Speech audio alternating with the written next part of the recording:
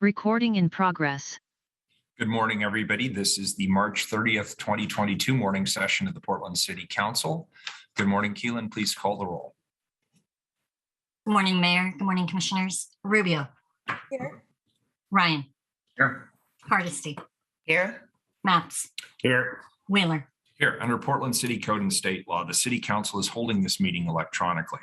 All members of the council are attending remotely by video and teleconference, and the city's made several avenues available to the public to listen to the audio broadcast of this meeting.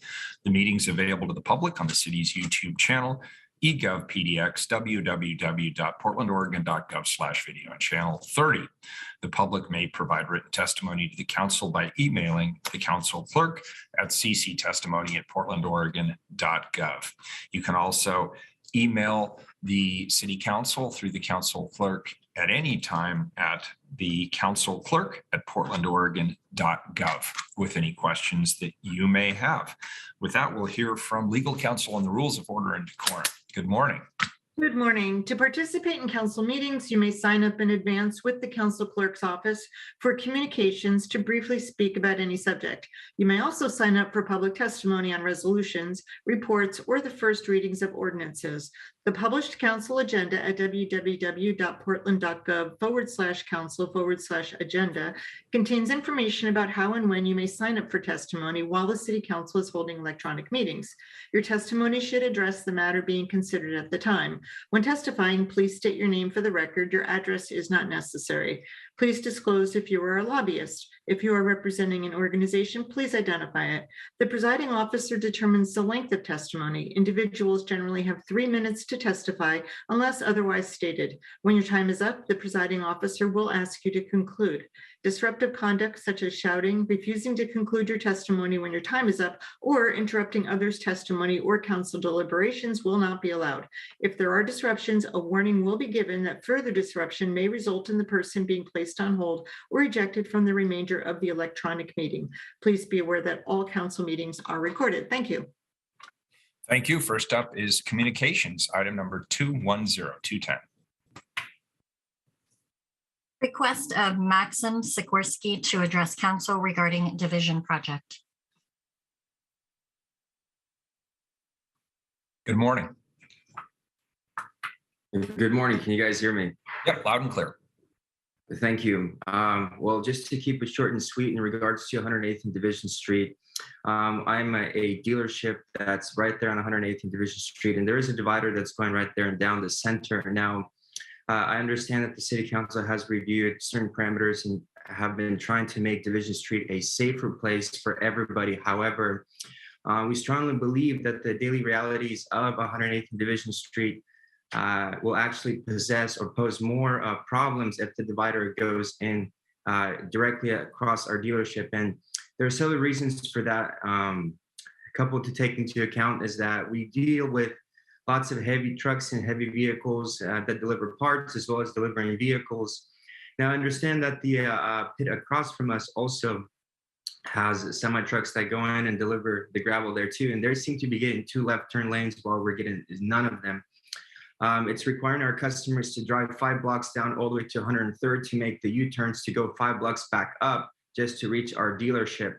That U-turn on 103rd will probably cause a massive jam considering how busy Division Street is already on a daily basis. And the only alternative to get to our dealership if you're heading westbound on Division Street would be to either go through the neighborhood or to go to 103rd Street and make that U-turn. We do believe that this would actually cause more traffic and potential harm to the customers that are going to our street, as well as the issues with loading and unloading. And just it seems unfair that, other businesses that have just as much as we do, if not less customers per day are allotted 2 left turn lanes while our business is allotted none, as well as the neighboring businesses. And as a minor note, it seems like a strange coincidence that so many of the businesses on between 103rd and 110th Street, 6 of them are Ukrainian and Slavic-owned businesses, and it seems like most of us are getting the short end of the stick. I don't think that's intentional in any way, but it does seem unfair, and we are hoping to just make our voice known and hopefully have the city reconsider some of these projects that they're doing, specifically at least that barrier between 108th and Division Street, and see if there's any alternatives that can be done, which can provide a fair solution for us as well as the neighboring businesses. Because right now it seems like on paper what you guys are doing makes sense. However, in practical reality, it's going to pose a lot of problems, specifically because of the type of businesses that are in those spots currently. That's all I have to say. Thank you very much. Thank you for your testimony this morning. We appreciate it. Next up, please, next individual item 211-211. Request of Larissa Beignet to address council regarding division project. Good morning. Good morning, members of the City Council. My name is Larissa Beignet. I am here because I work at Roman Russian Market as a manager. I manage 20 workers who are from Slavic community. I came from Belarus 21 years ago. I started to work at Roman Russian Market 21 years ago. I started as a clerk and now I am the store manager. All employees are like family. We started with 4 employees. Now we have 20 plus 5 new Ukrainian refugees. Most of our workers are Ukrainian. It will be easy for Ukrainian refugees to start their first job at our store. Today, we are scared that we will lose our jobs because of a street median in front of our store. My husband is on disability and I am the only person who supports my family. Many of our employees and their families will be homeless if they lose their jobs. I am hurt that big businesses across the street got favors from the city and will survive when we will not. This is unfair. I beg you to save our store and treat our Slavic community the same way as businesses across the street. They were working with the city years before we even had any idea about the construction. They got their access for trucks and customers when Slavic community got median, obstructing our access and making long detours.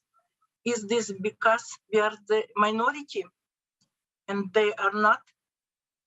Our store is asking for easy changes.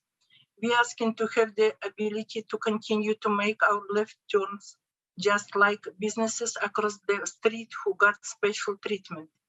We want a left turn instead of 4-block detours. U-turns will scare off a lot of immigrant customers. We need the same left turn as our neighbors across the street. We only have few days left before the city block our customers from our store access. Our store may be closed down. Please pause this construction segment and provide alternatives that can be worked out. I beg you, please. Thank you. Thank you for being here this morning. We appreciate it. We appreciate your input on the project. Thank you. Next individual, please, item number 212-212. Request of Jim Gersbach to address council regarding urban design rules and preserving space for large form trees. Good morning, Jim.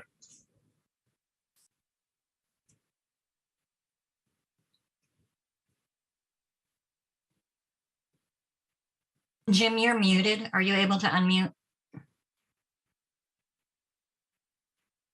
Can you hear me now? Oh, there you are. Yeah, loud and clear. Okay, sorry about that. So Jim Gersbach, a lifelong Oregonian and resident of Portland's East Side for more than 30 years. I'm speaking to you today as one of the founding members of a grassroots group called Trees for Life Oregon. First, I'd like to thank the city for acting to address the lack of sidewalks and paved streets in many parts of Portland's East Side. Providing this basic infrastructure is essential to the health and safety of residents. However, council members may not realize that in far too many places under current street design guidelines, the Bureau of Transportation is locking in inadequate strip widths. That is the area between curb and sidewalk. Those design guidelines, which date from the last century when average temperatures were roughly a full degree cooler than now, currently require no more than a 4-foot wide planting strip. That narrow minimum width is retained in the proposed revisions to the pedestrian design guidelines. This is short-sighted and will prevent the city from realizing its vision to buffer vulnerable populations from the life-threatening effects of urban heat islands. That's because the city's own street tree planting guidelines recognize that a 4-foot wide planting strip can only accommodate a small tree so as not to break sidewalks. As welcome as a small tree like a dogwood or crabapple may be, it provides only a fraction of the environmental benefits that a large or medium-sized tree like an oak does. Large trees provide two vital benefits to Portlanders. First, capturing pollutants from the air we breathe, which is becoming critical as dangerous levels of wildfire smoke reach Portland. This happened in September 2020 when Portland's air quality for a time was the worst in the world. Equally critical is the cooling benefits large trees provide through their shade and release of water vapor. Such cooling can make the area immediately around each large tree cooler by 10 degrees or more compared to areas lacking large trees. Blithely allowing new streets to continue to be built with narrow planting strips only 4 feet wide guarantees that no large trees will ever be able to be planted in them. So I respectfully urge Commissioner Hardesty to ensure that in the current update to the pedestrian design guidelines, PBOT enlarges the planting strip width minimum to at least 6 to 8 feet wherever there is enough right-of-way, especially on the side of streets where there are no overhead power lines to limit tree heights. This one simple step will go a long way to ensure that disadvantaged Portlanders not only have sidewalks, but will have some protection from excessive heat. The more than 60 heat-related deaths we saw in June 2021 are more than enough. Help us survive future heat waves by requiring planting strips be wide enough to accommodate large shade trees. Thank you very much. Thank you, Jim. Commissioner Hardesty, I believe, has a comment.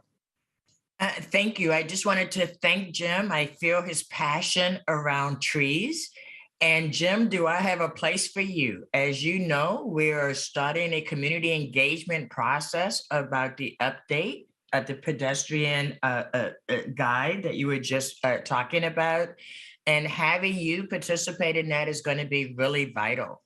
And the choice is always between how do people move, how do we have access to greenery, and how do we use the limited sidewalk space that we have as we are building out roads? So I appreciate your passion. I just want to invite you to participate in the community engagement process. And with your passion, we should have a better outcome. Thank you. Thank you. Thank you. Next up is item number 2 and 3. Next individual, please.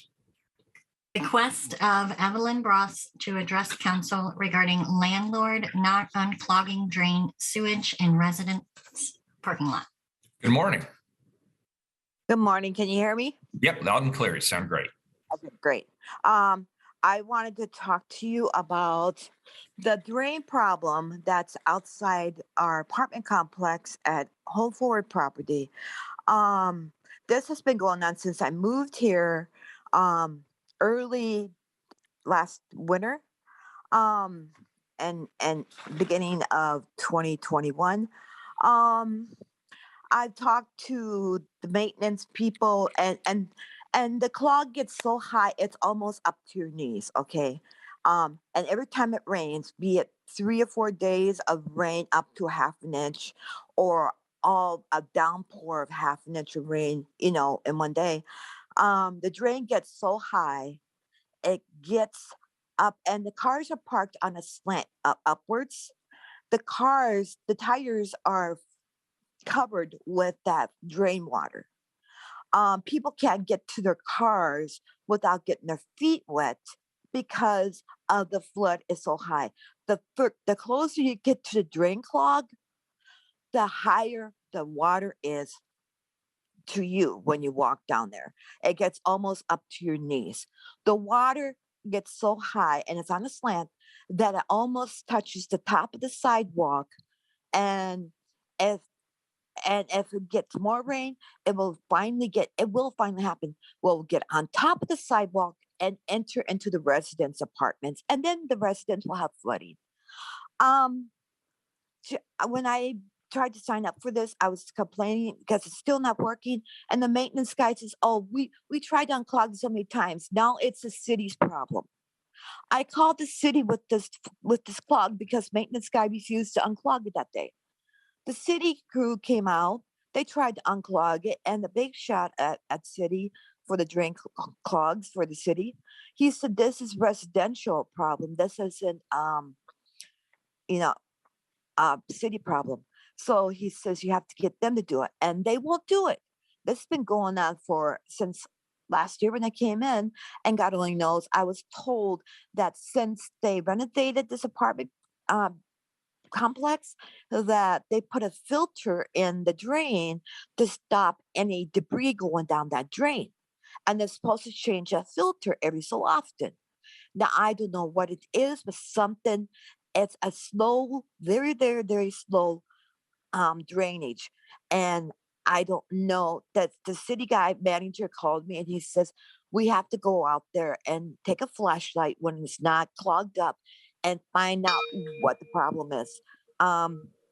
They're still not doing anything. There's residents that have cancer. There's residents are disabled and elderly, and they have to deal with walking in the water with the cars. There's there it can ruin your brakes because the water's on your brakes. And I have problem with my splash guard with my engine, and they told me if you Excuse get me, water Mary. on the engine, yeah. I'm happy to get Ms. Bross' phone number and have my constituent relations person follow up with her. It sounds like this is something that we will not be able to resolve in communications. Yeah, but I need somebody from city to help because it's not getting worse. Very good. It sounds like you should expect a call then from somebody from Commissioner Hardesty's office or Peapod. So thank you for being here today to share that with us. All right, Appreciate it. thanks. Thank you.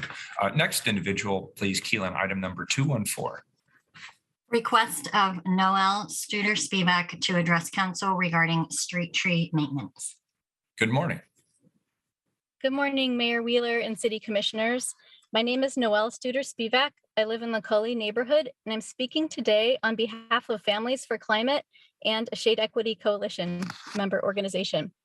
In my former life, when I worked in Seattle Department of Transportation's City Arborist Office and other agencies while studying urban forestry and public administration. But when I moved to Portland 20 years ago, I was reluctant to jump into public tree care because it's dispersed throughout 5 bureaus. And like Portland's form of government, it needs a systemic overhaul. Plus, public street maintenance is a burden left to adjacent public property owners, private property owners. Some can afford the maintenance burden and some just forego the shade. As you learn from the tree canopy report on March 16th, deadly heat islands are expanding, and there's a 13-degree summer temperature disparity between low-income neighborhoods and wealthy neighborhoods with trees. This fall, I decided that I couldn't stand by anymore. I'm a mom, and moms investigate gnarly situations. And because it imperils the future of our children, all children. This is what I've observed so far. Relationships among tree-related bureaus and organizations are badly eroded, particularly BES and parks. There is insufficient public oversight. The scope of the Urban Forestry Commission should cover all tree-related work in the city, not just parks. Solutions lie in moving toward a deeply collaborative, community-based approach to tree care. Also on March 16th, our coalition sent a letter to each of you signed by 14 organizations urging the city to resume the process of implementing the street tree asset management strategy first proposed in 2009 and again in 2017. I've submitted that letter to public record today. As a very small first step, Commissioner Rubio, we are specifically requesting that your office earmark $50,000 of the proposed $3 million ARPA resilience tree budget request to contract with a firm to analyze the best ways to fund street tree and tree-related sidewalk repairs. Maintaining public tree infrastructure is not a new idea. Most cities of Portland's size in the United States have been caring for trees as public assets for more than 40 years.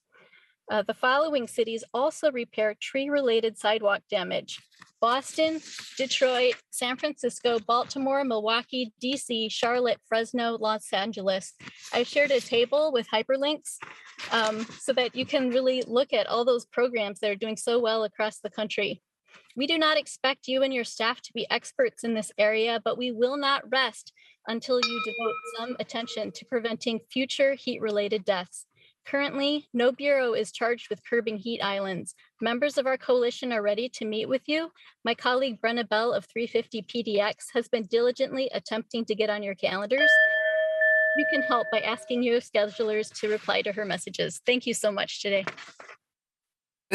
Thank you very much. It sort of reminds me, Keelan, of that really bad TV show in the 1970s, The Gong Show. I don't know if you remember that.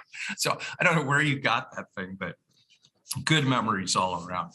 All right, so that completes communications to the consent agenda. Mayor, Excuse me, I Mayor. would like to respond to Noel. Oh, I'm sorry. I apologize. Yeah. Commissioner Rubio, I was having so much fun there. I forgot the business. Commissioner Rubio. Yeah. Thank you. And Noel, nice to hear from you. I want to just assure you that we're very much in agreement that we need to revisit this issue, and we're already in talks about this, and we welcome connecting with you on it. My staff person, Stephen Herrera, will connect with you offline so that we can make sure that we're hearing directly from you and we can give you a direct update about what we're doing and where we're at. Thank you.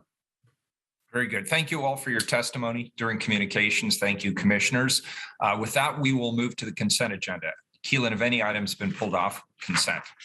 No, we've received no requests. Very good. Please call the roll. Rubio, Here. Ryan. Aye. Oh, sorry. Oh, sorry, Commissioner Rubio. Ryan, Aye. Hardesty, Aye. Maps, Aye. Wheeler. Aye. The consent agenda is adopted. To our first time certain item, please, item number 215.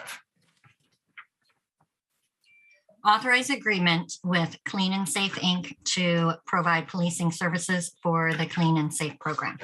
Colleagues, I'm going to continue this item to April 13th at 10:40 a.m. time certain to allow more time for the public to weigh in before the vote. We heard considerable testimony on this item last week that there are a number of people who would like to be heard prior to the council making its decision. The Office of Management and Finance will hold a public listening session on Thursday, April 7th at 6 p.m. Again, that's Thursday, April 7th at 6 p.m. And one presumes one can go to the Office of Management and Finance website to get the details on how to participate in that forum. We will therefore continue this item to April 13th. Next item, please. Item number 216, time certain. Mayor, we are not quite yet at the time for that one. Thank you. One moment. How many minutes do we have? We have a lot of time, Okay, Mayor. good. All right, so let's do this, please. Let's go to the regular agenda, item number 224. Commissioner Hardesty, if we are ready for that. We are absolutely ready for Good, that. and we have all the people we need here. Let me just do a quick check. We do. We have a Mr. Joss here. Great. Colleagues, Keelan, item 224, please. Appoint Alvin Joswick to the Police Accountability Commission and clarify start date. Colleagues, this item is to appoint Alvin Joswick to the Police Accountability Commission and to clarify the appointment starting date. Here to present the resolution is our Director of Community Safety, Mike Myers. Welcome, Director Myers. Thank you, Mayor and Council. For the record, my name is Mike Myers. I am the Community Safety Transition Director for the City of Portland. I am here today to discuss item 224 on the council agenda. This resolution appoints a community member to serve for the remainder of the 18-month term of the Police Accountability Commission, replacing a member who has resigned as the commission crafts the details of the new police oversight system. This is the fourth resolution following resolutions 37527, 37548, and 37547 related to the Police Accountability Commission, and the second following 37547 appointing members to the commission. This resolution also clarifies the start date of the commission's work. I have with me Samir Kanal, who is the lead analyst for the Police Accountability Commission, and Alvin Joswick, who is the applicant for a vacant position with the commission. Samir, would you please introduce yourself and present the council with your testimony? Yes. Thank you, Mike. Thank you, Mayor and Commissioners, for the opportunity to discuss this resolution. For record, my name is Samir Kanal. I'm an analyst in the Community Safety Division who supports the work of the Police Accountability Commission. We're also joined by Alvin Joswick. The commission's been hard at work since it began meeting in December, and all members have put in a great deal of time and effort. We did have a resignation of Mikalo Cabbage from the commission, creating a vacancy that this resolution would fill. I'd like to thank Commissioner Cabbage for his service to the commission and all the work that he has put in. As the commission completes its organizational phase of work, identifying values, developing bylaws, ordering its scope of work for the remainder of its term, and creating a community engagement framework, they will move into discussion of the current police accountability systems and what need to be done to improve them. This is a waypoint for the commission, who will benefit from having all 20 positions filled going into the next phase of work. This appointment has followed the procedure used to appoint the original members of the commission. The original recruitment efforts were very successful, yielding well over 100 applications. In reviewing those applicants for this vacancy and choosing the appointee now before you, a great deal of work was done by council staff from all 5 offices who collectively and collaboratively supported this commission's membership and therefore its work. We'd like to thank all 5 members and their offices for their work on this appointment. Alvin Joswick is a Portlander who has worked with many members of our community most affected by the issues under discussion by this commission. In particular, his work with community outreach programs, with building shelters for houseless Portlanders, and with food insecure Portlanders will help the commission connect with all parts of the population of the city and ensure the work is community-led. Alvin Joswick is here with us today. I would invite him at this time to share a few words about why he would like to serve on the Police Accountability Commission. Good morning, Samir. Thank you. Can we all hear me okay? Yes, loud and clear. Yes. Thank you, Mayor. Thank you, Commissioners. It's an honor to be sitting here with you today. Again, my name is Alvin Joswick, and I am a resident of Northeast Portland. I've lived in Portland for almost 3 years now, and I love the city and the people that live in it. I want to start by saying thank you to all the folks that have been working hard to put all of this into fruition. I think this program is vital to bridging the gap between law enforcement and community members. I have experience with homeless community assistance and assistance with mental health crisis situations as well. And I'm excited to learn and grow with you all and to give back to my community. Thank you. Thank you, Alvin. I'll now pass it back to Community Safety Transition Director Myers to speak to the other component of the resolution. Right. Thank you, Samir, and thank you, Mr. Joswick. Council created the commission over 3 resolutions and over several months after ballot measure 26-217 passed in November 2020, with the intent of giving the commission 18 months of work. The commission began meeting on December 9th. With the approval of the settlement agreement addendum by council on February 9th, which is expected to be entered into the court in April, it wasn't clear when the council considered the term to start. The resolutions can be interpreted to have a start date of July 28th, when the members were appointed, September 23rd, when staff support was hired, December 9th, when they started meeting, or April 29th of this year, next month, when the settlement agreement addendum is likely to be entered into the court. Although members weren't appointed at the end of July 2021, they didn't have although members were appointed at the end of July 2021, they didn't have the ability to start working until much later. Trainings weren't done until mid-October for most members. Members weren't all into their email accounts until October 15th. Staff support started at the end of September, and the first time the group even met each other was a private meet and greet on December 2nd, and the first public meeting was December 9th. This work is important to the city and needs to be given the full 18 months to do the work of rethinking police accountability and crafting a new system. To avoid ambiguity and clarify this council's original intent of giving the commission 18 months to work, the resolution clarifies the start date as the commission's first meeting, December 9th, 2021. Staff recommends a motion to have this information added as an amendment. This concludes my testimony. Thank you, Mayor and Council, for having us here today.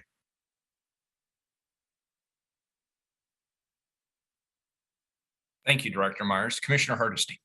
Thank you, Mayor. I move that we amend Resolution 37547 to reflect the end date of this commission, as well as to appoint the new member. as presented today. Commissioner Hardesty moves the changes to the resolution. Is there a second? I'll second it. Any further discussion? Please call the roll on the amendment to the resolution. Mayor, may I request a clarification? Yeah, of course. Sorry. So it looks like there were biographies and statements of interest from the appointees that were going to be added to the resolution. I believe that was the amendment that was going to be proposed. Commissioner Hardesty, does that sound familiar? My apologies. So you needed this amendment as well as that second amendment, or are we going to do it all in one package? I think the resolution itself is capturing the first motion you made, and then the new motion is the one to add the biographies and the statements of interest. I believe that's correct. Thank you. Then I amend my motion to reflect what Keelan just said. And I will second that. So that amendment now with the package described by Keelan is now on the table. Any further discussion? Seeing none, please call the roll. Rubio. Aye. Ryan. Aye. Hardesty. Aye. Maps. Aye. Wheeler. Aye, the amendment passes. Is there any public testimony on the main motion as amended? Yes. Let's go ahead and hear from the testifiers. 3 minutes each name for the record. Okay. First up, we have Dan Handelman.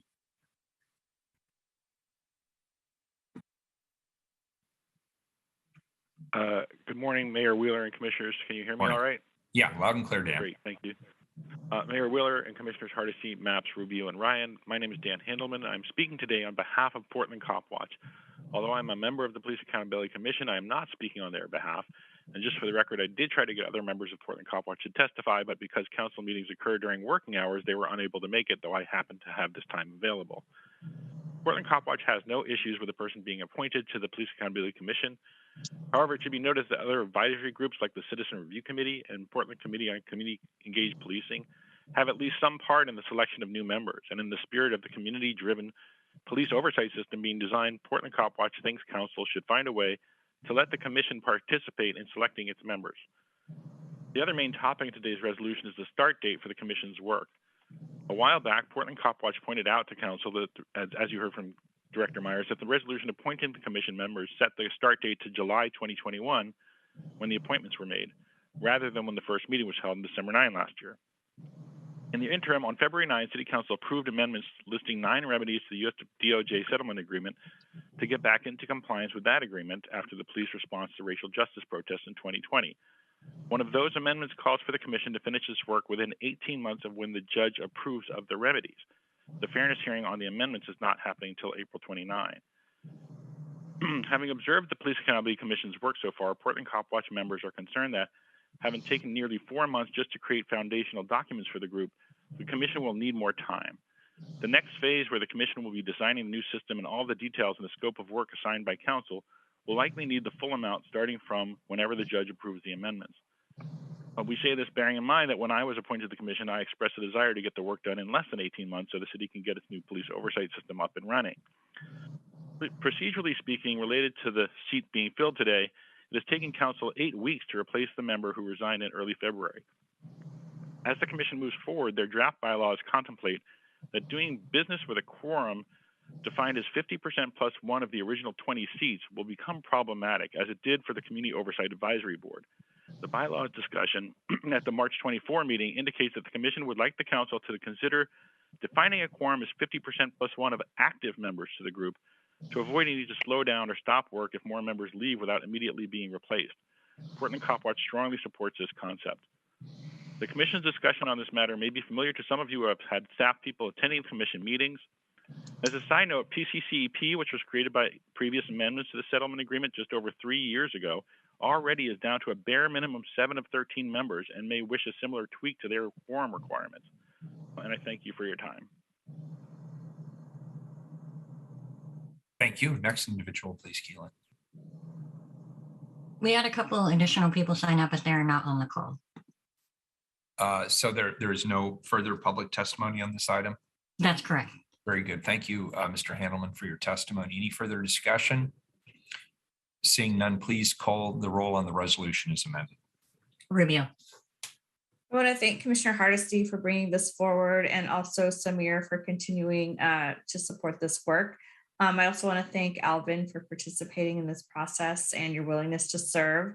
There's so many critical moving pieces in this area, then the city must get it right. And so your experience and voice will be really valuable. And now that we have the membership in place and a clear timeline set up, I look forward to the final product that that you all will propose. I vote aye. Ryan. Thank you, Director Myers, for that, for framing this in the way that you did. There's a lot of moving parts, and there was a lot to take in over the last 15 minutes. So I appreciate the further explanation. But mostly, Alvin, I want to welcome you. You look ready. Literally, you look ready to do this work. Your eyes are wide open. I could see your heart and your head are connected. And so welcome to the work. Welcome to the work. I vote aye. Hardesty. I want to start by thanking Samir and Director Myers for the incredible leadership they've shown to get us to where we are today. I want to thank Alvin for stepping up into this volunteer role. 82% of voters are dependent on you to come up with a just, fair police accountability system. The weight of that decision is on your shoulders. And I look forward to continuing to work with you and help you provide us the best public policy possible as we seek the very first oversight body. This is hard work. It's not going to be easy, but I have the confidence in the leadership that we will get to a good result. And I just want to reiterate that it doesn't matter what the end date is. The important thing is that you provide us with a quality policy that the community will respect and trust and will utilize. I am very happy today to vote aye, and I look forward to meeting with the committee later this month or next month. I don't know what I'm scheduled, but I look forward to that meeting. I vote aye. Maps. I'd like to thank Mr. Joswick for agreeing to serve on this important committee. I vote aye. Wheeler. I also express my thanks to Mr. Joswick. This is a very, very important public function. Thank you so much. I vote aye. The resolution is adopted as amended. Next item, please. Item number 225. Accept bid of Rio Underground Construction LLC for the Southeast 19th Avenue and Southeast Lambert Street Water Mains Project for $2,553,920. Colleagues, as part of the Southeast 19th Avenue and Southeast Lambert Street Water Mains Project, the Portland Water Bureau has identified a need to address aging pipes that have created increased leaks, breaks, and a reduction in the flow of capacity. This report authorizes the installation of 5,000 feet of new water main, 6 new fire hydrants, and 12 new ADA sidewalk ramps adjacent to the project. Today, we have Kathleen Brenes-Marua here. She is the Design and Construction Procurement Manager. Welcome. Thank you, Mayor. Good morning. For the record, I'm Kathleen Brenes-Marua, Procurement Manager for Design and Construction Services, and I am here to recommend authorization to enter into a contract with Rio Underground Construction for the Southeast 19th Avenue and Southeast Lambert Street Water Mains Project. On September 22nd of 2021, Council authorized procurement services to solicit the project with an engineer's estimate of $2.6 million. The Water Bureau rated the project estimate confidence level as high. Procurement services issued an invitation to bid, and bids were opened on March 1st, and we received 4 bids. Rio Underground Construction submitted the lowest responsive bid in the amount of $2,553,920. The city's aspirational 20% subcontractor and supplier utilization goal applied. Rio Underground has committed to subcontract 20.87% to contractors certified by the state's certification office for business inclusion and diversity as identified in the report before you. Rio Underground is self-performing the remaining 79.13% of the work. They are in full compliance with all city contracting requirements, and I hereby recommend you authorize this contract.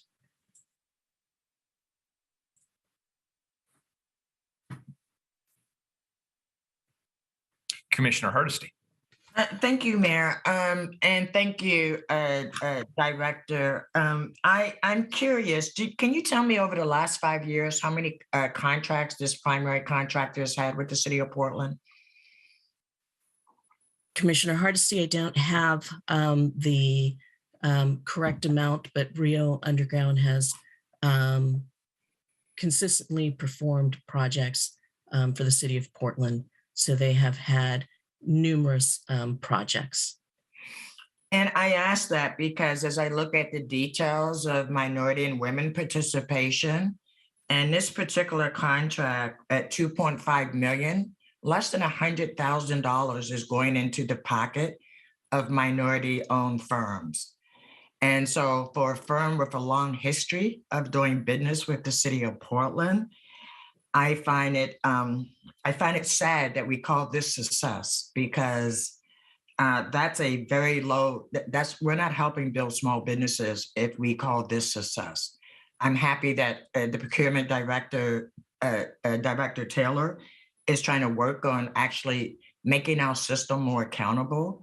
But I just wanted to take a moment to point this out, that in our current system, this is a successful majority contractor who supposedly is making opportunities available for minority and women-owned firms. And again, this is not the standard that I'm looking forward to. Thank you. Very good. Colleagues, any further comments or questions? If not, I'll entertain a motion. Oh, I'm sorry. Keelan, do we have anybody signed up for public testimony on this report? No, we do not. I'll entertain a motion. I move acceptance of the report. Is there a second? Second. Commissioner Mapp seconds the report. Please call the roll. Rubio. Thank you, Mayor and Commissioner Mapps, for bringing this forward. I share the concerns that were just articulated by my colleague. While we technically met the goal, I think the disaggregation matters. So I'm looking forward to making progress as a city on these things. And at the same time, I know this work needs to continue. So for those reasons, I vote aye. Ryan. Yes, good morning, Kathleen. Good to see you again. Thanks for stepping in for Director Taylor. I think it's great that we're having this dialogue, and I trust Director Taylor when he said that he's really digging in here. And so I do support this. I do support this report. How about I? Hardesty. This is critical work that has to be done in our city, but I can't help but continue to point out what we call success as a city. Today, I'm going to vote yes, because again, I have confidence that we're going to be moving in the right direction very quickly. But, you know, since I arrived in January of 2019, I've been asking questions about how the city measures success. And I look forward to us having a day where the measurement of success looks significantly different. Today, I vote aye. Mapps. Aye. Wheeler. Aye. The report is accepted. Next item, please. Item number 226. Authorize an intergovernmental agreement with Multnomah County District Attorney's Office to reimburse Portland Police Bureau overtime costs on after-hours call-outs on child abuse investigations. Colleagues, this is a non-emergency ordinance. It'll authorize an intergovernmental agreement with the Multnomah County District Attorney's Office to reimburse the Portland Police Bureau for overtime costs on after-hours call-outs on child abuse investigations during evenings and weekends. The Bureau partners with the Multnomah County District Attorney's Office to conduct these investigations.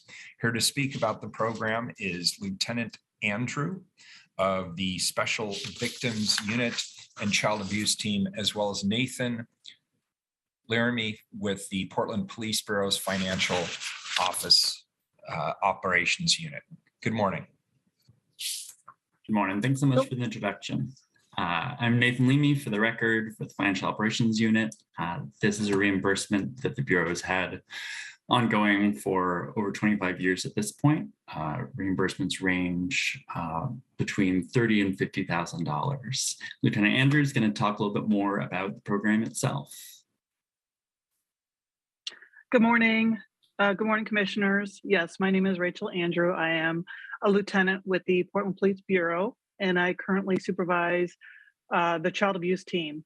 So we are working in concert with our partners, CARES Northwest, DHS, obviously Multnomah County District Attorney's Office, on the investigation of cases regarding neglect and abuse of children. And this grant gives us the opportunity to invest those after our call outs on emergency basis for kiddos to help in the investigation in the timely fashion when they're occurring.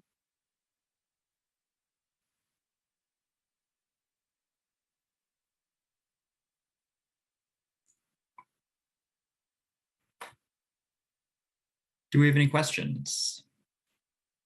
Colleagues, any questions? Do we have public testimony on this item, Keelan? No, Mayor. Good. And colleagues, sorry, we're working through some bugs here in the council chamber today, so bear with me. Commissioner Hardesty. Thank you. I'm curious. Thank you so much for the presentation, Nathan and Rachel, Lieutenant Andrew. I'm curious, Lieutenant Andrew, what's changed in child abuse since March of 2020? Yeah, so we have seen quite a change. COVID really dampened because kiddos weren't going to school. And so we found that our numbers were a little bit lighter. But now that we are back in school, kiddos are back in school, we are finding quite an uptick in notifications of neglect and child abuse. And so our cases really have risen over this past 2021, 2022 year. I suspected that was true because I knew the domestic violence numbers were way up during COVID, and child abuse numbers were way down just because required reporters were not engaging with kids. Is there something unique or different that we're doing as we're trying to emerge from COVID? Is there I guess, how can the community be helpful, right? And really trying to help identify when a young person is in need of help? Excellent question. So we are so blessed to have a great relationship with the schools and the school districts, in addition to a great relationship with our medical community. And so I think that our outreach in some of our communities of color or immigrant communities, educational pieces, and then again, our current partnerships really seem to be giving kind of a holistic approach to these investigations. And we're really lucky in that we're able to move forward on tight timelines and big numbers, but we're still able to accomplish the task.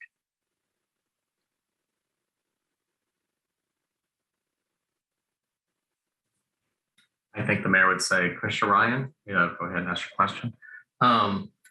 Hello, Lieutenant Rachel Andrews. I just want to say that I really appreciate the dialogue you're having with Commissioner Hardesty, and I just want to put an exclamation point on something that was said, and you got there with your final response.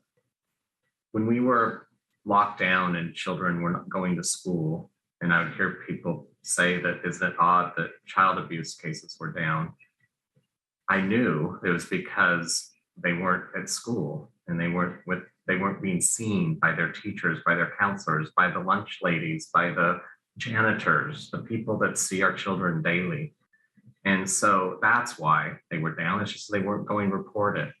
And so my heart was aching during COVID, hearing about the spikes in domestic violence, knowing that there were kiddos in those homes.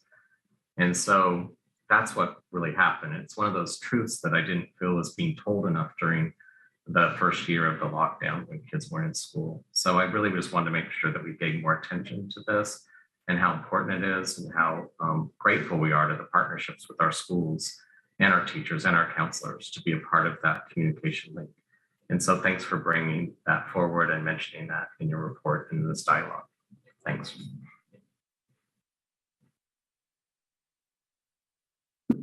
Thank you, Commissioner Ryan. Any further discussion? Keelan, do we have public testimony on this non-emergency ordinance? No, Mayor.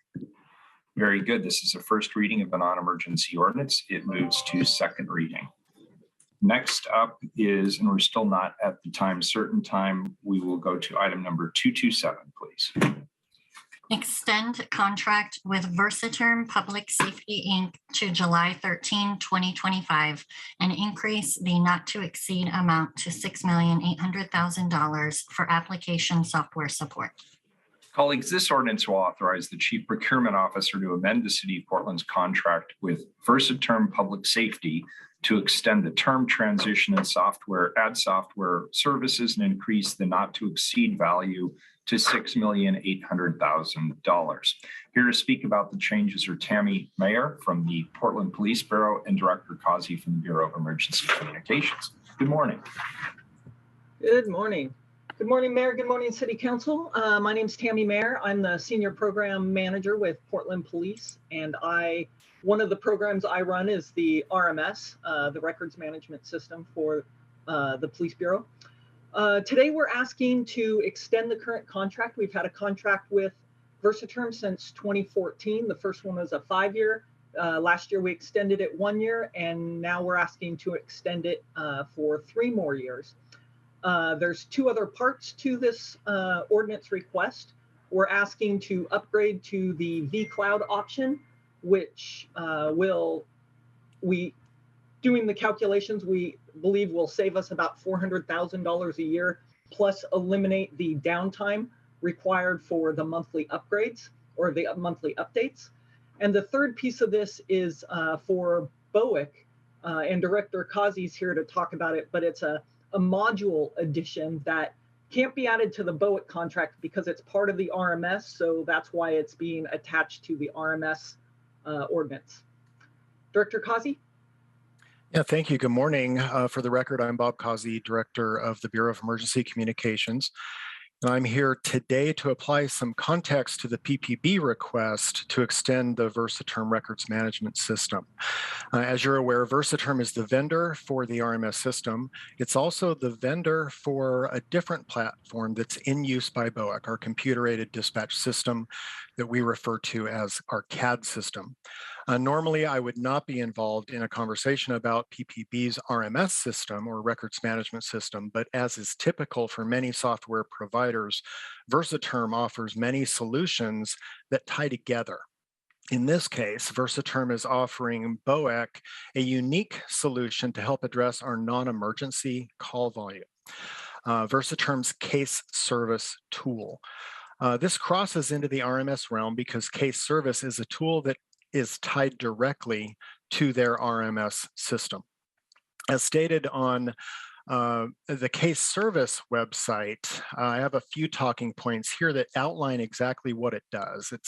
Versaterm's case service is a non-emergency online reporting solution that allows citizens to engage police services through their choice of communications options, including voice, text, web, and mobile applications. Using advanced AI technology, community members communicate directly with case service, reducing wait times when reporting non-emergency incidents. The response is immediate, and citizens are automatically updated as their cases progress. Case service incorporates an automated and friendly interaction rather than the traditional fill-in-the-blank report.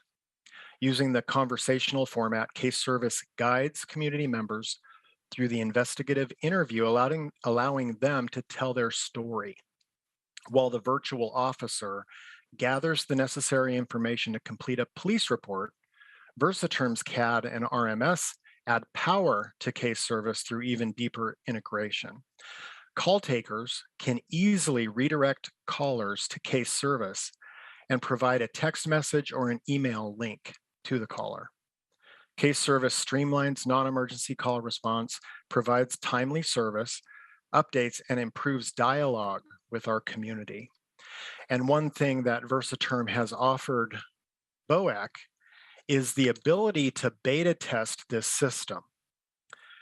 And the beta test, if we're able to get this contract extended with RMS, we're able to begin the beta test starting in July and going all the way through the end of the calendar year to make a determination if it's something that is really going to fit the bill, not only for BOAC, but also for PPB.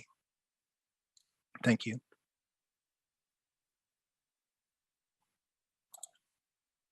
Commissioner Hardesty. Thank you, Director Kazi and Tammy Mayer. Tammy and I spent quite a bit of time on the phone this week, and she helped me really understand the necessity for this 3-year extension.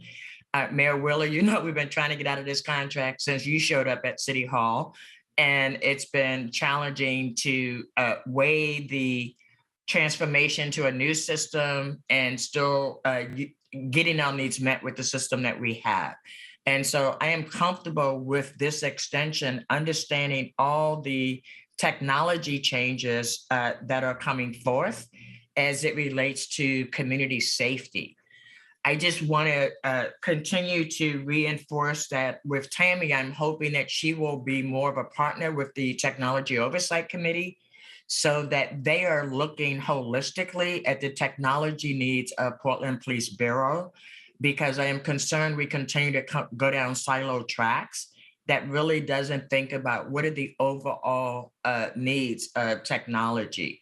And Tammy and I just had this conversation a couple of days ago, and we're going to continue to make sure that even now with the body-worn camera RFPs in, I really want to make sure that the Technology Oversight Committee members are actually reviewing those initial applications. We need to look at technology as the technology we're building for the future and not the technology that's we built in the past, right? And so I'm really happy to see the interconnectedness of this, but without the Technology Oversight Committee actually being over all these technology programs, I'm very concerned that we'll continue to do these one-offs that don't give us the information and the data that we need. And so excellent work on this particular one and the timeline under which we're working on it. But my caution continues to be, we can't do these as one-offs. Thank you. Go ahead, Tammy. Yes, ma'am, or yes, sir, sorry. Commissioner Hardesty and I did have a really good conversation earlier this week, and I want to ensure everyone that we have actually included the Technology Oversight Committee into the RMS upgrade to the cloud, which is part of this ordinance. And I've done my initial intake with them, and they are in the process of reviewing it and such, and BTS is involved as well. So we've got that going. We've got it going for the body-worn cameras, and we have a meeting in the future to talk about future projects and how to make sure that this is all incorporated and we move forward with that plan in the future to ensure that we look at all these things appropriately and do the right thing.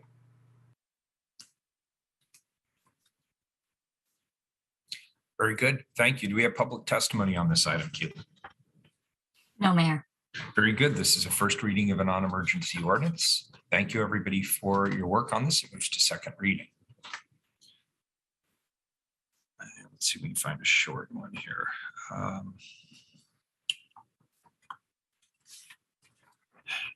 Rather, colleagues, than start a new ordinance out of respect to our guests who are here for the second time certain, why don't we take a recess for 6 months?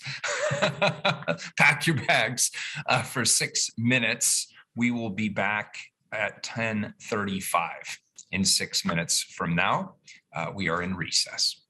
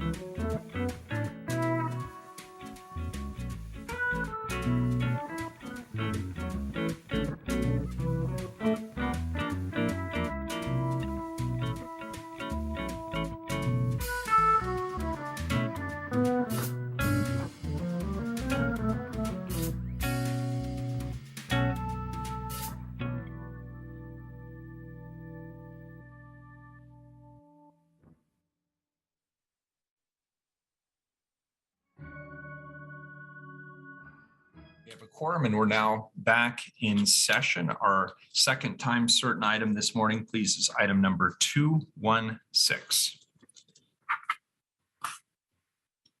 Proclaim March 30th, 2022 to be Abel Gordley Day. Colleagues, today we are here to celebrate the many, many contributions of an incredible Portlander and Oregonian, Abel Gordley. She's a lifelong Portlander. She has a long record of volunteerism in our community in many, many different capacities. She has an accomplished record of activism, particularly around civil rights. And she's well known as the first of Oregon's Black women senators in our state Senate, and so many other things. And so we felt it was very important for us to acknowledge her outstanding contributions to this community. And we're so grateful, Senator Gordley, to have you here with us this morning. At this point, I'll turn this over to Commissioner Hardesty. Commissioner Hardesty. Thank you, Mayor, and thank you, council colleagues. I am excited to proclaim today Abel Gordley Day. I'm going to tell a story, and at the end, we'll read the resolution. We have a run of shows, so we have some invited guests who want to share their own personal experiences. But let me just start off by saying Abel Gordley was my state representative. And when Abel Gordley decided she was going to run for the Senate, my first thought was, oh my gosh, who's going to replace me? And she said, you. And I fell out on the floor laughing. I was like, there is just no way I could run for public office, because when people ask me what I think, I tell them. And I don't know that that's a good trait for public office. And I remember to this day what Abel said to me. She said two things to me in that conversation. She said, one, you're either part of the solution or you're part of the problem. And two, call 50 people and tell them that you're thinking about running for this seat. By the time I was finished with her list, I, in fact, was a candidate for state representative. And like me, I'm not unique, because Abel Gordley has inspired several generations of Portlanders to be more and better than they ever thought they could be. And she does it not just in public, she does it in private. She's a community mom. She's a wisdom seeker and sharer. And she's someone that I aspire to be on my worst day.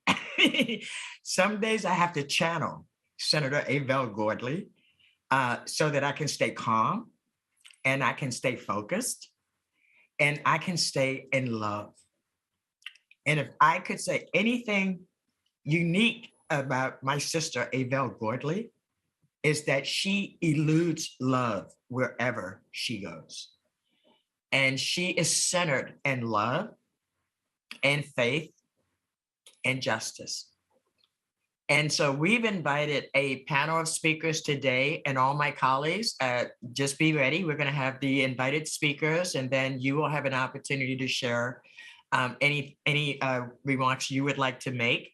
I want to start with an apology. I had arranged to have the infamous Shirley Nanette be here to actually center this conversation this morning, but she texted me a little while ago that unfortunately she wasn't feeling up to being able to participate today.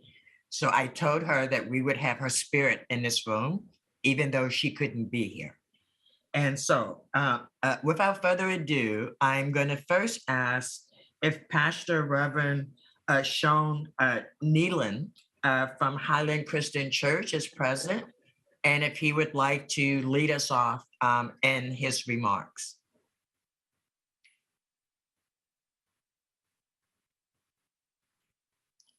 Keelan, do you see him on the list? I'm sorry, Commissioner Hardesty, will you repeat that name? Yes, the last name is Neyland, Neyland. I don't see them on the call at this time. Okay, I'll go to the next. Gloria Glasnow. I don't see Gloria either. Okay, I see Antoinette Edwards, and I'm gonna turn it over to Miss Antoinette Edwards. You're on, there you go. You are on mute, but we can hear you now. Thank you. Thank you. Dear sister friend, decades of I'd like to share this. My sister friend, you are my dreams, sorrows, laughter, joy, and peace. We are kindred spirits, soulmates. When I know Excuse me, I hate to interrupt, but we can't hear you. Is there a way to turn up your volume or get closer to the mic? We want to hear those beautiful words, and we're not hearing them. Can you hear me now? Oh, much better. Thank you. Thank you. Here you go. My sister friend, decades of love. My sister friend, you are my dreams. You are my sorrow, my laughter, and peace. We are kindred spirits, soulmates. When I know I can do it all, you say, yes, you can, sister. You're my confidant, whom I run to with my not so brilliant revelations. You tell me the truth when others wouldn't dare. When I didn't believe I could make it or do it or be it, you always did. You can magically see the lonely times around my I'm okays. You hold me together when things don't quite go my way. Oh, and that love thing. When moving, when nothing made any sense and every thought was confused, you allowed me to stumble. Your promises are never empty, Abel. You embrace me, encourage me, acknowledge me, pray with me and for me, and share my spirit with me. You give me so much that words can never say, that I love you, my dear sister, each and every day. Keith. I would like to first of all start off with three people that I revere. Bringing the gifts that my ancestors gave, I am the dream and the hope of the slave. Excuse me, Keith, you're having the same issue. Can you also get closer to the mic? Yes, ma'am. Oh, here you go. Bringing the gifts that my ancestors gave, I am the dream and the hope of the slave, Maya Angelou. Beloved community, a community in which everyone is cared for, absent of poverty, hunger, and hate, Reverend Dr. Martin Luther King Jr. And life for me ain't been no crystal stair, Langston Hughes. You are the miracle of birth that is manifested in a very special person known as Abel Louise Gordley. You are the harvest of our ancestors. You are the inspiration that makes us all better. You encourage us to dream and hope for a brighter tomorrow. You, Abel Louise Gordley, are the one who reminds us that we must work hard and never, never, ever give up to become a beloved community. You, Abel Louise Gordley, keep us grounded, focused, and on task without distraction. Thank you, Abel, for your love, your kindness, your wisdom, and your quiet leadership, which is so effective. Love you, sister. Love you. Love you. Beautiful. I'm so glad that we could hear both of you, those powerful words. Thank you so much. Next, we're going to go to Carmen Thompson. Thank you, Joanne, and thank you, Abel. I love you. When I think of you, I think of justice. I think of peace and justice for all people. I think of the way in which you fought so hard and worked so hard to be sure that everyone's voice is heard, and particularly young Black women and girls, and just everyone. But you're not afraid to be in your own skin, to draw on the spirit world, to draw on your ancestors, to fight for justice. In reading your memoir and work you did around the Free South Africa movement, you have put yourself out there doing things that other people and women may not have done, but you've kind of paved your own path. you always are an encourager to me, and in every step that I've taken, and so many others, countless others, giving the wisdom and advice, but being that spiritual person, that connected person, that centered person that cares for other people, that looks to reach out and offer blessings to everyone. I think it was Mayor Wheeler had said one time when we were talking, it's like every time I'm in the presence of Abel, I feel like that I've been blessed and that give a blessing. And you do. You, every email I've exchanged with you, every conversation, you always have such a blessing. You feel like you've been blessed because you put out blessings. And that is because you are so in tune with your ancestors and with the spiritual aspect of life. And you don't often see a lot of leaders draw on that and make that so public and make it the way in which you live and be in the world. But it's really encouraging, and it just provides another context and another layer to the idea of what a true leader is and what a true woman is, and a Black woman in particular, who's not afraid to draw on her African ancestors for help and support. And then I'd also say, as Keith said, that, you know, from reading your memoir, I've learned that life for you hasn't been a crystal stair, but yet you've put on those heels and walked up those stairs and ran up them and down them in a way that is encouraging. And for us to know that, you know, people and women in leadership, it's not going to always be easy, but yet and still you've managed to find your voice, to make your voice heard, to make other people feel heard and loved and respected and feel comfortable in their own skin. And that just because you may do something different or think something different or be different, that your way is okay and that who you are is okay. And it's okay to be your full self in the public. And there's not a lot of people who exude that or who encourage that. And in you, it gives me encouragement to just be my full self, because you've modeled that for me and for so many others. And with that, I just want to say I love you, and I'm glad and honored to be in the presence of all these people here today to give you your roses and your flowers. So I love you, Abel. How beautiful. And I didn't mention at the beginning, Mayor, but this is a whole day of celebrating Abel Gordley, because Portland State University this afternoon has another program where they're going to be celebrating Abel Gordley as well. So I'm really excited that we picked the right day to make this an all-day celebration. And so Lakita Elliott, you're next. You unmute, my friend. There you go. Pause it there. So good morning, Mayor and council members. Thank you for this opportunity. Thank you, especially Commissioner Hardesty, for this opportunity to honor Mama Abel. I'm Lakita Elliott. I'm born and raised in Northeast Portland, raised and nurtured and trained here. I'm proud to be one of the community daughters of Mama Abel Gordley. One of the greatest joys that I take pride in is being nurtured and mentored and encouraged and supported by her. It's something that a lot of the young women of our generation can say, that we've been, you know, we've had a great model in her. We've had a great mentor in her. She's never not available for us. In my day work, I work in the legislature. And so I do community engagement work for the House Majority Office. And I know that I get to do that work because of the work and the barriers that Mama Abel broke, that I get to walk into that Capitol and feel like it's, you know, it's a place for me and it's a place for other Black folks, especially Black women.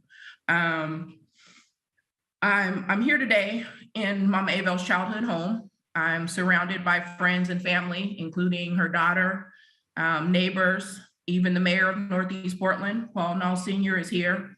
And I'm grateful to be in this space. And in my role as a community servant and a servant leader, something Mama Abel always talks about, I've been proud to be asked to serve to develop this space into the Gordley Birch Center for Black Leadership and Civic Engagement. And so this will be a place where we will honor the legacy of leaders like Mama Avell and Miss Faye. And we'll develop the next generation of leaders here, right here on North Williams Avenue in the center of the Black community. And so that's a great joy of mine. Again, we're here because of her, and thankful to the city for the foresight of purchasing the home and giving it back to the community, recognizing the value and the importance of that. I also wanted to say that so often when I'm talking to other leaders of my generation, we always talk about Mama Avell. And when we have celebrations, a few weeks ago, the Urban League had an event in the Capitol for honoring the Black legislators and staff. And when we were done, Nikenge sent me pictures that make sure Mama Avell sees these, and she knows that that we're here because of her, and that we recognize that. And we constantly are having those conversations. We recognize that you've paved the way for so many of us, and we're grateful. With that, I want to share an excerpt of a poem, kind of like Keith, and it's called "We Speak Your Name." And it says, "My sisters, we are gathered here to speak your names. We are here because we are your daughters, as surely as if you had conceived us, nurtured us, carried us in your womb, and then sent us out into the world to make our mark and see what we see and be what we be, but better, truer, and deeper, because of the shining example of your own incandescent life. We are here to speak your name because we have enough sense to know that we did not fall full-blown from the forehead of Zeus, or arrive on the scene like Topsy, our sister once removed, or somehow just growed. We know we are walking in footprints made deep by the confident strides of women who parted the air before them, like the force of nature you are. We are here because you taught us that Sisters Speak can continue to be our native language, no matter how many languages we learn as we move about as citizens of the world and the ever-evolving universe. We are here to speak your name because of the way you made for us, because of the prayers you prayed for us. We are the ones you conjured up, hoping we would have strength enough and discipline enough and talent enough and nerve enough to step into the light when it turned in our direction and smile just a while. We are the ones you hoped would make you proud because all of your hard work makes all of your parts something better, truer, and deeper. Something that lights the way ahead like a lamp unto our feet and steady as the unforgettable beat of our collective heart. We speak your name. We thank you. I love you. I love you. Oh, my. That was absolutely beautiful. Thank you so much, Lakita. And thank you for mentioning Faye Birch. Avell's sister worked very closely with me to make today happen. And I do want to take a moment to really appreciate Faye Birch and all the hours she spent on the phone with me trying to make this day a success. Now I want to give my council colleagues an opportunity to share a few words. Who's the brave first soul? I see Commissioner Mapp's hand went up first, and then Commissioner Rubio. Thank you, Commissioner Hardesty. Colleagues, invited guests, I am honored to join you in proclaiming March 30th, 2022 to be Avell Gordley Day here in Portland. Of course, Ms. Gordley needs no introduction. She's an activist, a community organizer, a legislator, and an educator. And to me, Avell Gordley is also a role model and an inspiration. My first exposure to Avell Gordley came back in the early 1990s when she served in Oregon's House of Representatives, and I had a very humble job which brought me into the state capitol building on occasion. Now, back in the early 1990s, there were not a lot of Black people in the Capitol building. In fact, in those days, there were only 2 Black elected officials in Oregon State Legislature, Representative Margaret Carter and Representative Avell Gordley. Both women inspired me to imagine that there might be a role for me in public service too. And that is why I serve on this council today. It is because of the trail blazed by Senator Gordley. And her influence on me goes even deeper than that. After I won this seat, I received advice from dozens of well-wishers. I appreciated all of that advice, but by far the best advice I received was this. Mengus, when you're on city council, be like Avell. And I knew exactly what they meant. Being like Avell means doing the public's work with the servant's heart. Being like Avell means bringing humanity, empathy, and courage to your work. And being like Avell means being a lifelong learner. Now, as of today, I've served on this council for 1 year and 3 months. And every day, as I start my workday, I aspire to be like Avell. And on my best days, I get close. Colleagues, for these reasons and more, I'm proud to join you in proclaiming March 30th, 2022 to be Avell Gordley Day here in the city of Portland. And I encourage all Portlanders to observe this day by being like Avell. Thank you. Thank you, Commissioner Mapps. Commissioner Rubio. Thank you. I'm so incredibly honored that you're here with us this morning, Senator Gordley, and that we're appreciating you and lifting you up for your tremendous impact, not only on our city, but all of our lives. And that includes your impact on my life. When I first met you, I was a very young staffer working for Serena Cruz and then Mayor Potter. And I was then and still remain, I'm getting emotional, so inspired by you and all that you were doing on behalf of our communities. But I was deeply inspired by your strength of character, and you taught us about servant leadership, and you are absolutely the embodiment of this. And what I learned from you so many years ago is that leadership isn't about posturing or promises or ego. It's about service, and it's about integrity, and it's about standing up for what's right, even when it isn't popular. And most importantly, that speaking truth to power doesn't need to be cutting or cynical or jaded or divide us. It can be a strong voice for justice that is grounded in love and grounded in community, and that being vulnerable in our truths can bring us together. And you've taught me that. And so I've looked up to you my whole career. I've sought your counsel over the years because I truly believe that you represent the conscience of our community. And you've inspired people like me who never saw themselves in roles like this. Many of us have stepped up because you've shown us how to bring our full selves into these roles, and that we're able to be here because of you. And I also want to lift up how very important your leadership has been over the years when you chose to stand alongside my community and other communities in solidarity when it mattered.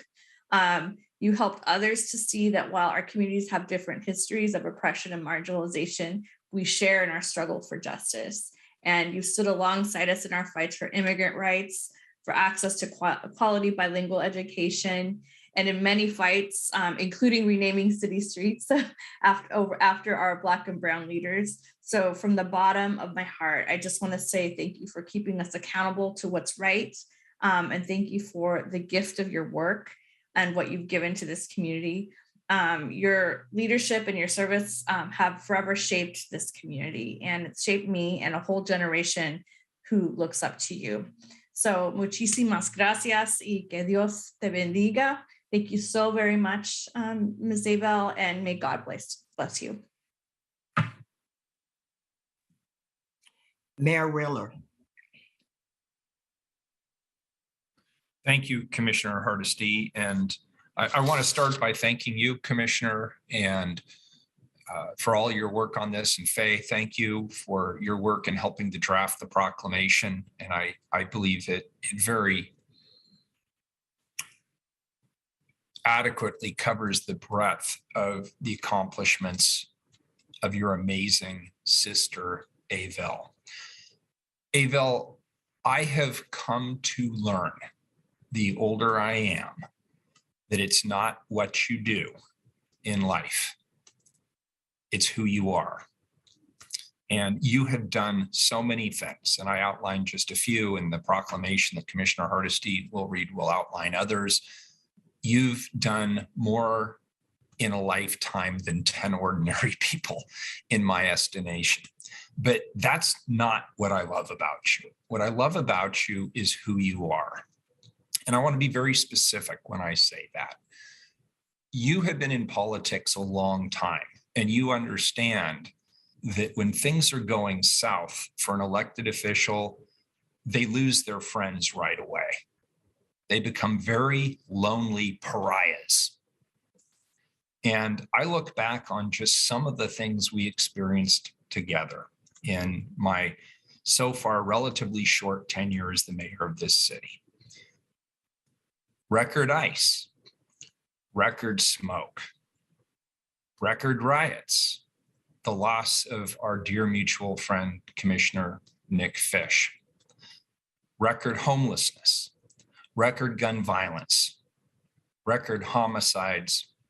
On top of that, a global pandemic, and now the threat of a war that could potentially engage larger portions of our planet. I do not mind confessing that I have experienced some very low lows over the course of my tenure as the mayor of this city. I've also experienced some high highs. But during the darkest times, when people were turning away from me, you turned towards me because you believed in me. And because you believed in me, I believed in myself. I looked to you for that strength, for that confidence, and for that resilience. And you provided it when, frankly, few others were willing to even be seen or photographed with me.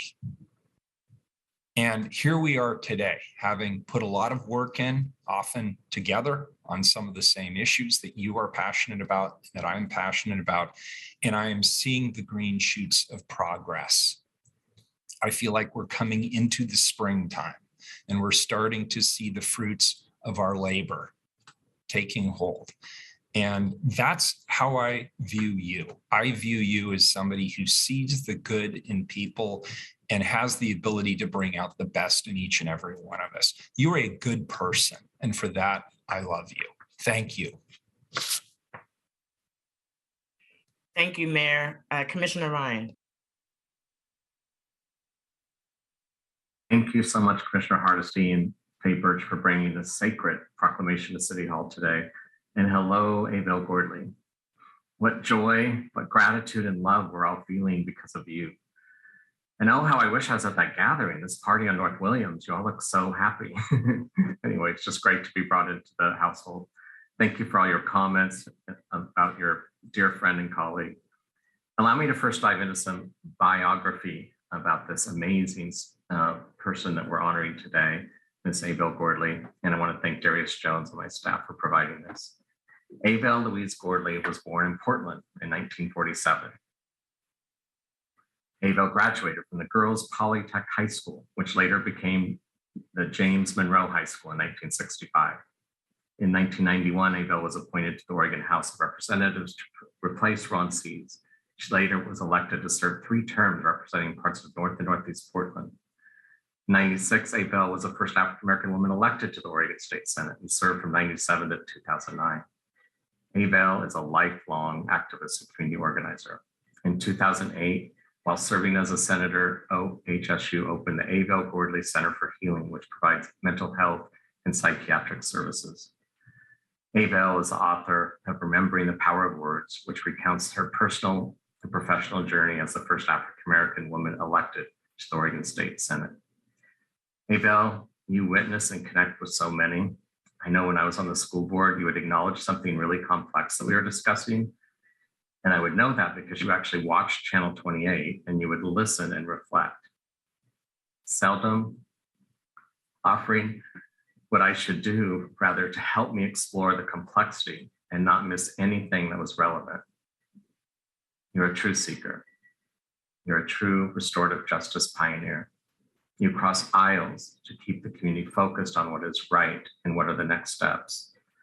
You've always been welcoming to me in public, in churches, and at dinner tables. I'm thinking of the Sunday supper tables at Miss Cora's home. You are a guiding light for so many, and you've definitely been a guiding light for me. Happy Abel Gordley Day. I love you.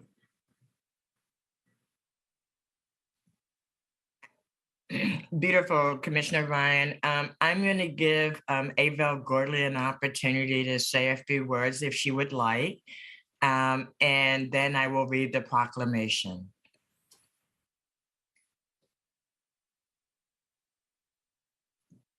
Thank you.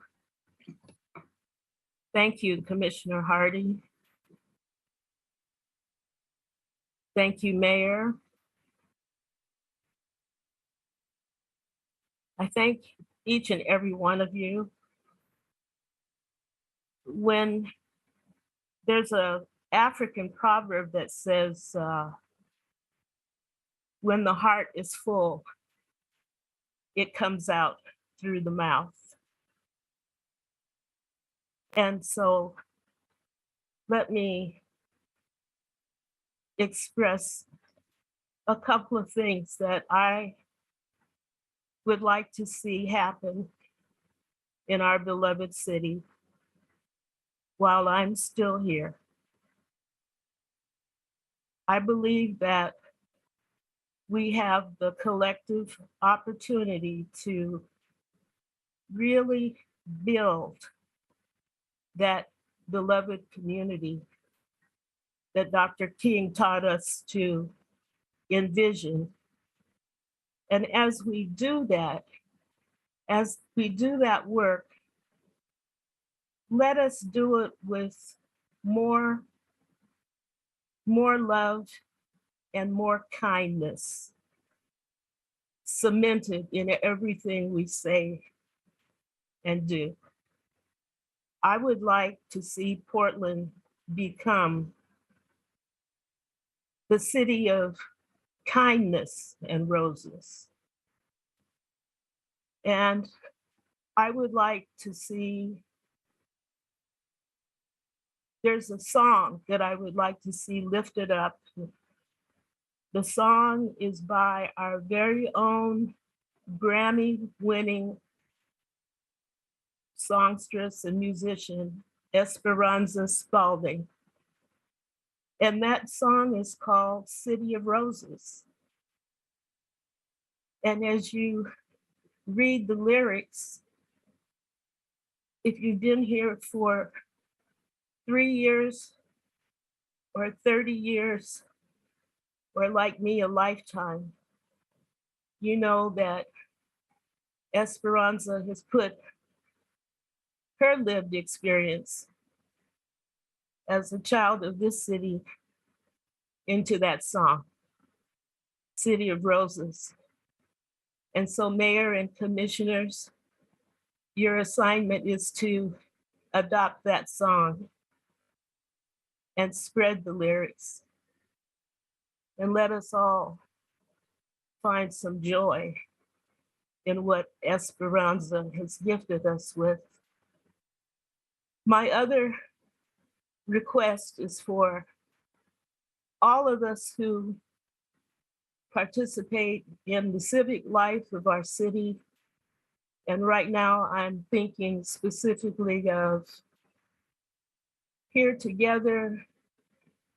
I'm thinking of People for Portland. I'm thinking of the Portland Business Alliance. I'm thinking of all of our mental health serving organizations. I'm thinking of all who are involved in trying to bring desperately needed humanity back to our streets and neighborhoods. Let's own what is happening. We are in a mental health crisis, and it's claimed too many people, and it's claiming too many of our young people right now. Let us come together on one accord. All those I've named, organizations and individuals, let's come together on one accord and recognize that the crisis that we are in has to do with our wholeness, our mental health and well-being. And so more resources need to be put toward that reality. As we say, we are rescuing people from our streets and wanting them to be treated with dignity. Let us just not forget or downplay that this is a crisis that we all must claim a part of dealing with. That's what's on my heart this morning.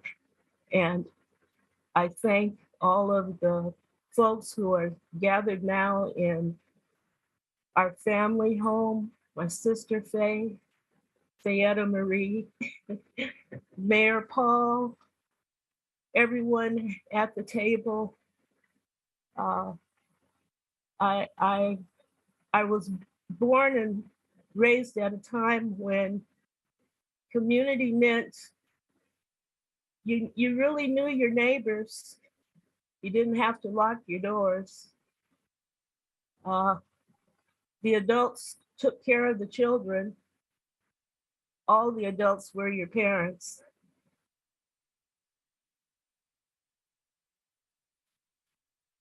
That's our history. That's who we really are. And I want you to know that I'm sitting right now with my son, Tyrone. We call him Ty. And it is a moment of great pride for me to be in the same space with him, to acknowledge his courageous journey over these many years and to acknowledge that he is now my caregiver. And so I feel his presence and his love every day. Let us share more love and more kindness with one another. Let us be known as the city of kindness and roses. And let's thank Esperanza for giving us that theme song. I thank you one and all, and I send you love and hugs. Tell somebody today that you love them. Tell somebody. Don't put it off. Thank you. Thank you one and all. Thank you. Thank you. Thank you, Avell. And I'm acknowledging Mayor Paul, and I see the whole gang over in the window there. Let me just say before I read this proclamation, my mom said, give people roses when they can smell them. And today was really important to me to be able to make sure you could smell the roses and know what an impact you've had on my life from the very first time stuffing envelopes for your election campaign up until just a couple of days ago. You will continue to inspire me to be better than I think is humanly possible. And I just want to say thank you to my council colleagues. Thank you, Mayor Wheeler. Thank you to all the fabulous people who came out and provided testimony today. Thank you to all the folks at the House gathered to celebrate today.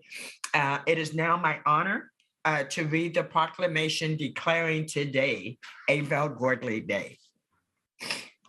Whereas Avell Gordley was born in 1947 in Portland to Beatrice and Faylee Gordley into a working class family. Her father was a Union Pacific Pullman porter. And whereas Avell Louise Gordley was educated in Portland Public Schools system, her mother enrolled her at Girls Polytech High School, where students were offered college and vocation track education. As one of 20 African-American students, Gordley blocked attempts to put her in a vocational work track. Whereas Gordley entered PSU's Administration of Justice program in 1971, her career in public service started in 1974 at the Oregon Department of Corrections. She would later go on to earn an honorary doctorate of humane letters from PSU in 2014, and she is senior fellow of the American Leadership Forum of Oregon. And whereas Avell Gordley was recruited by the Urban League of Portland in 1979 as Director of Youth Services, later as Director of American Friends Service Committee, she traveled to South Africa and other countries as part of the Free South Africa movement seeking to end apartheid. And whereas Avell Gordley has a long history of volunteering for community causes, including but not limited to her work with the Black United Front, the Black Women's Gathering, and Portlanders Organized for South African Freedom, and the National Black United Front. And whereas Senator Avell Gordley was appointed to the Oregon House of Representatives in September of 1991 while working for the House of Emoja.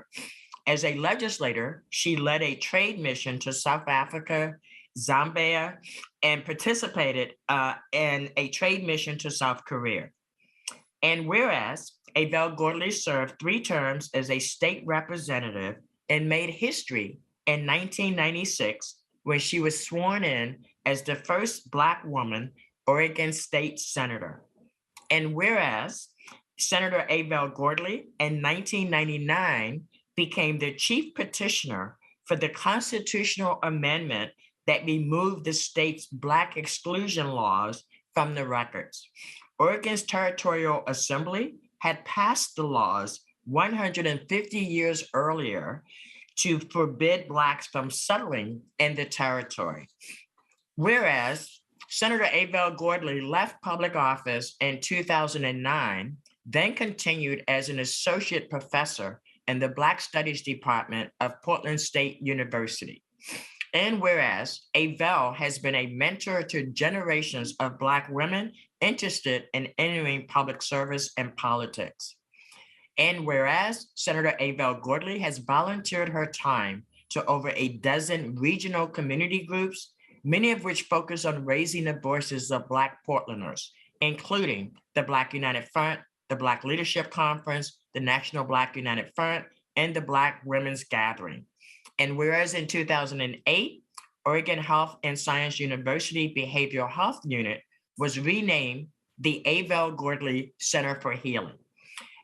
The Albina Early Head Start Center is also named after her, and the Oregon Community Foundation is creating a scholarship in her name to benefit Black women. And whereas in 2011, Senator Gordley opened up publicly about her own struggles with depression in her memoirs, Remembering the Power of Words. Now, therefore, I, not Ted Wheeler, Mayor of Portland, Oregon, the City of Roses, do hereby declare March 30th, 2022 to be Avell Louise Gordley Day in Portland and encourage all residents to observe this day. Deftly handled, Commissioner, deftly handled. Thank you. And hi, Ty, good to see you. Thank you all, everyone. And I just want to end by saying, I am so honored to have had decades to learn from your wisdom, your kindness, and your love. And I look forward to where this journey takes us next.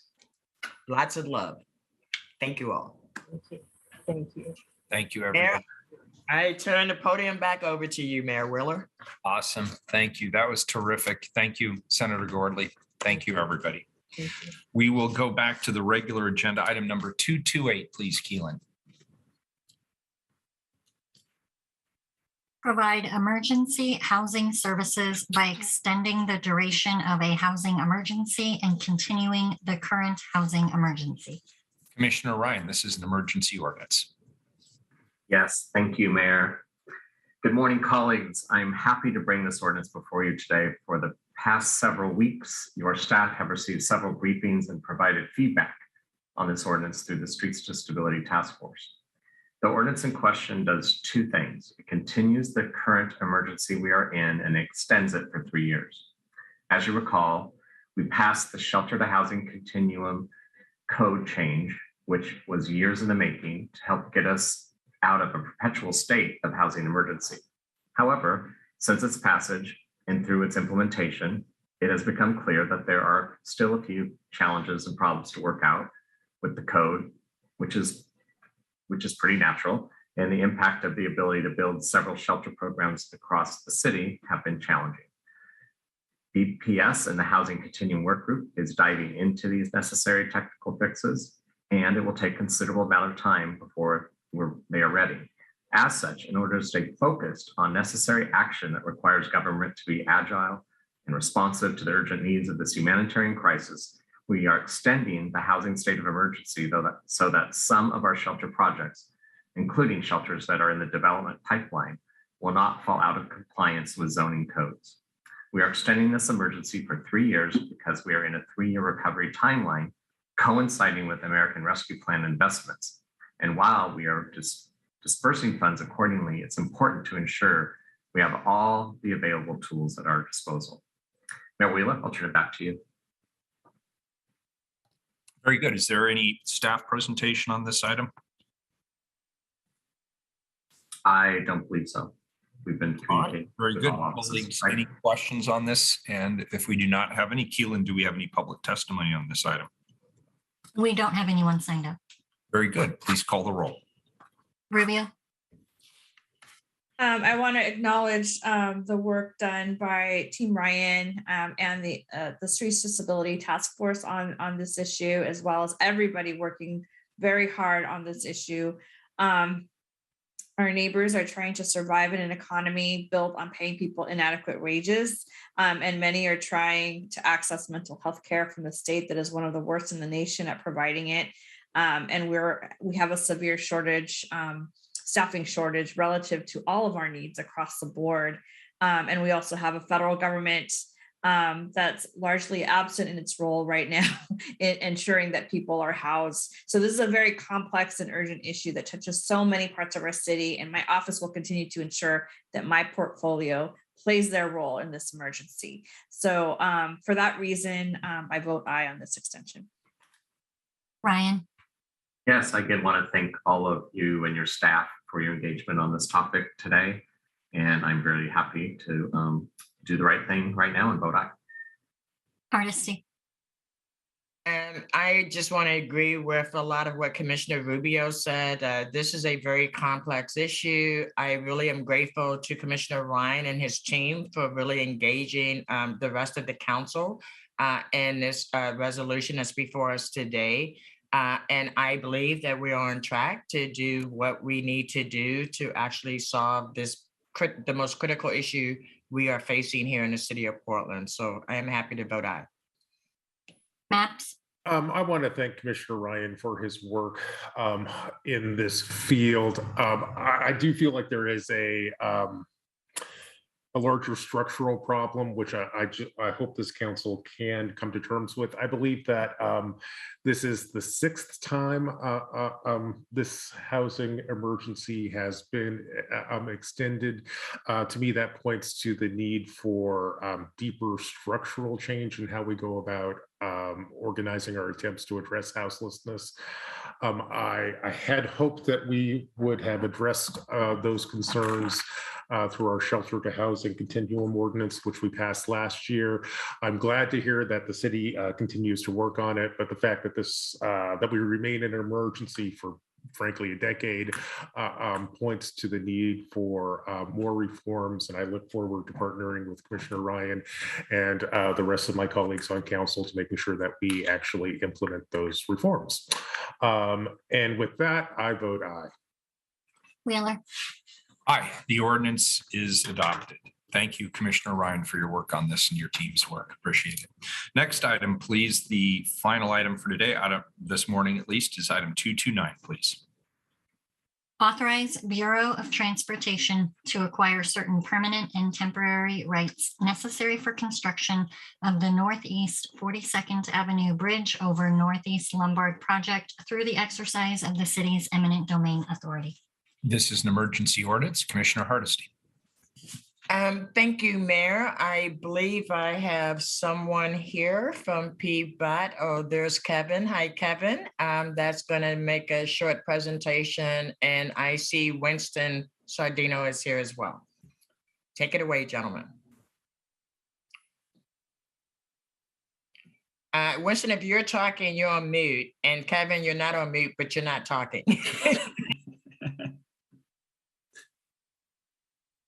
Who's first? I'll let Winston go ahead first. Okay, Winston, get off mute. Kevin, put yourself on mute until you talk. Okay, I'm so sorry about that. Can you hear me? Okay.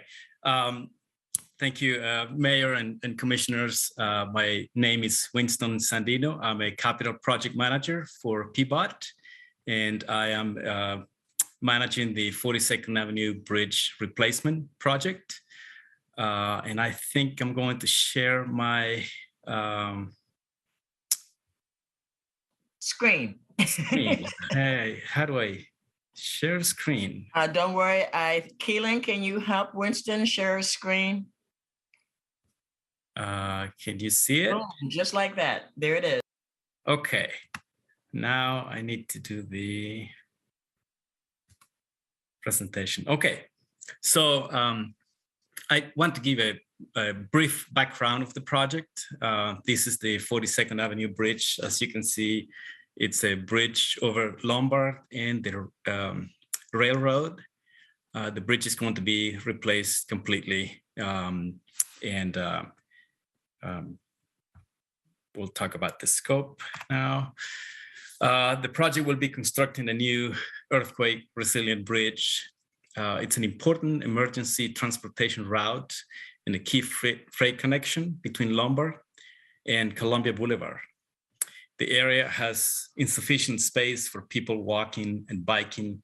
This new connection will fill the gap between the Holman Neighborhood Greenway and the new 42nd Avenue Project bikeway, and provide better access to freight, walking, and biking. The project will add a multi-use path and protected bike lane to create low stress conditions for bikers and pedestrians. The project budget, it's about 17 million. As you can see, the new bridge is going to be only with 2 spans. The previous pictures that you saw had several columns in Lombard and the railroad. This bridge now is only going to have 1 middle column supporting the bridge, and will have more space for Lombard Street to be widened, and the same, more space for the railroad. This is not just a replacement of the bridge. It's actually going to be adding multi-use path, sidewalks, and bike lanes. This is the cross-section for the bridge. On the east side of the bridge is going to be a wide multi-use path. That's where basically all the residential and business owners are. And then on the west side is going to be a protected bike lane. This is a plan view of the project. As you can see, the bridge is the light gray area, and the rest is the project limits of the project. So it's going to be sidewalks, bike lanes on the south side and north side of the bridge. Most of our right-of-way acquisitions or small takes actually are going to be on the north side of the bridge, as you can see. We have been in conversations with the property owners from the beginning of the project, and we had several meetings with them, and they are aware of the project. They support the project, and we are going to start doing the negotiations for that. And I want to talk a little bit about project public involvement. PBOT has presented the project to the Collier Neighborhood Association, NAIA, the Concordia tree team. They planted some trees in an area near the project, other business owners in the area. We have also coordinated the project with other government agencies such as ODOT, TriMet, Port of Portland, RAC, and internal city bureaus. PBOT has been communicating from the start with affected property owners in regards of the right-of-way acquisitions and other, and they're supporting the project. The project currently is working on final design and has been in contact with the property owners. I'll give it to Kevin now. Thanks, Winston. Good morning, Mr. Mayor, Commissioners. Thank you for your time. Again, as Winston said, this agenda item 229 gives PBOT authority to compensate affected property owners for required permanent and temporary easements, and if necessary, to condemn for these property rights associated with the Northeast 42nd Avenue Bridge over Northeast Lombard project. Permanent right-of-way and temporary construction easements are needed from 6 property owners. Permanent right-of-way is needed again for new sidewalk and roadway expansion, as well as rights to access relocated BES stormwater facilities that are currently in conflict with the bridge. The temporary construction easements are needed for construction support. As Winston had noted, all affected property owners have been informed of the project needs, and we are going on valuation and negotiations with these property owners. With that, we'll take any questions you may have for the project.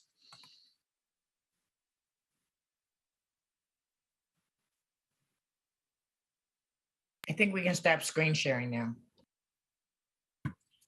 Colleagues, any questions?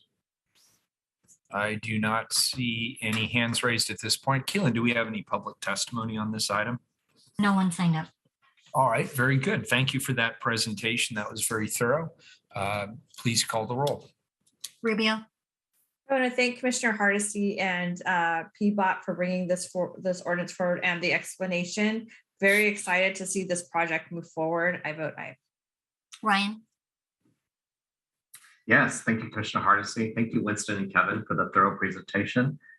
It's truly a breath of fresh air when infrastructure improvement projects like this one come to council, especially those that repair parts of the city that have been overlooked and neglected for far too long. And for me, I've known this route, I know this route really well. And I actually thought to myself, well, before I'm sitting here, like, this seems to be a transportation engineering challenge. And so I'm just thrilled to be sitting here today and vote aye on this project. I vote aye. Hardesty. I want to thank Kevin and Winston for their hard work to get us to this space. I always am appreciative when we're able to negotiate with the rails, because that's always pretty challenging, even in the best of times. So you guys have done an excellent job. I look forward to us getting this project up and running. I'm happy to vote aye. Glad to see this project on track. Thanks to everyone who helped make it happen. I vote aye. Wheeler. I vote aye. The ordinance is adopted. Keelan, that completes our business for this morning. Yes, it does, Mayor. All right, good work, everybody. We are adjourned until 2 p.m. I'll see you then. Recording stopped.